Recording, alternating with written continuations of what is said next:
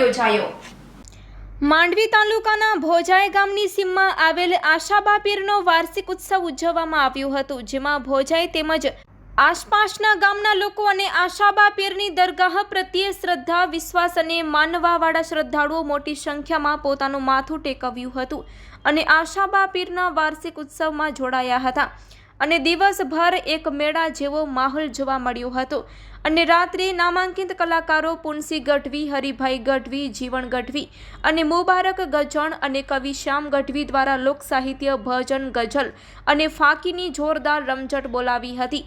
અને બેન્જો ઉપર કલ્પેશ મારવાડા, શરણાઈ રજાક ઉસ્તાદ, તબલા અને ઢોલક ઉપર હુસેન બાપડા ઉસ્તાદ, છોટે અશરફ ઉસ્તાદ, ફકીર મામદ, ફકલા ઉસ્તાદ એન્ડ ગ્રુપ, સરફરાઝ, ફેઝન, રેહાન, અમન અને ઝાકીર ઉસ્તાદે સંગીતના સૂર રેલાવ્યા હતા અને લોકો મન મૂકીને ગોર કરી હતી અને કલાકારોને દાદ આપી હતી। તેમજ આ પ્રસંગે જૈન સમાજના આગેવાનો તેમજ ગામના રાજકીય અને સામાજિક આગેવાનો